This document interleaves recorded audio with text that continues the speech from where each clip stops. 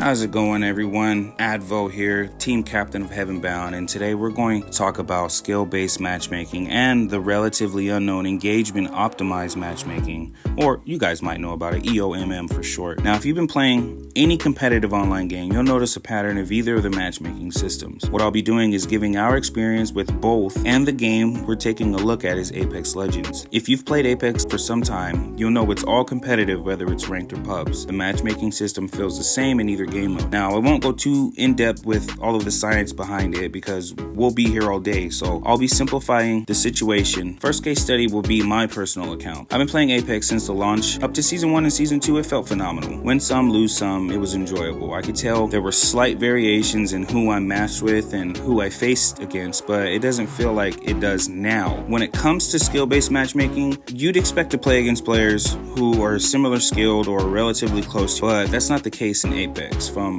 what we've been tested, Apex's matchmaking main focus is, now this is theoretical, player retention, fun gaming experiences, and of course, microtransactions. In theory, not to go overboard with graphs and such, if you're playing for 3 hours as an example, the secret of matchmaking algorithm believes within that time frame, you should be having fun at least 1.5 hours of that time. How that's divided could be completely random depending on if you're solo or with a duo, but not in a 3-stack pre-made squad. My personal opinion, outside of all the numerous case studies, and feel free to disagree with me on this, it's rigged to let you win 1 out of 3 games based on your performance. I can deal with that. Let's say each match lasts between 10 to 15 minutes. You could get 3 to 4 matches in per hour, and if you're playing 3 to 4 hours, you should be able to play 15 to 20 matches before turning your game off. Out of those 20 matches, you could win 5 to 6 times with a huge emphasis on could win. Now, that's highly theoretical. How many of us have played between 5 and 8 hours, even 10 to 12 hours, or 8 to 10 hours, or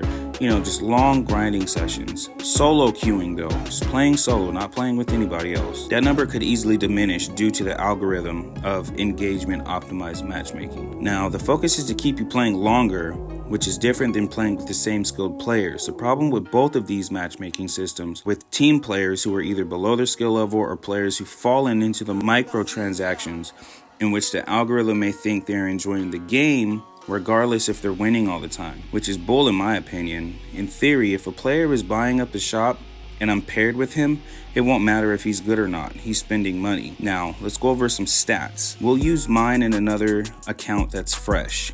Here are my stats from my personal account. Top 1% kills with Bangalore, top 0.3% kills with Bloodhound, and I've been using Mirage for this season and have already gotten up to the 2.2% mark of kills with him. Safe to say that I will encounter the sweatier side of Apex, and I'm okay with that. But what makes zero sense is how do I match up with players whose stats are not similar to mine? Here's a look at the fresh account with 31 games played, and in the background will be gameplay from this account. Now, the obvious is this. Fresh account won't stack against my personal account due to the stats, right? So there lies some form of skill-based matchmaking, right? Within 31 games, I won 6 games and obtained 61 kills. Skill-based matchmaking came after 5 to 6 games, solo queuing, and it felt like my personal account. But I do have a question. If skill-based matchmaking kicked in, when did the Engagement Optimized Matchmaking kick out and vice versa? On this account, games 6 through 9 were heavily skill-based. After losing those games, due to the level of teammates I had, because we don't have skill-based teammate matchmaking, the engagement matchmaking kicked in on game 10. This is my theory. Once the skill-based matchmaking AI noticed the engagement matchmaking, the lobbies resumed to be like games 1 through 6. Very easy. Teammate movement were like they were learning the game still.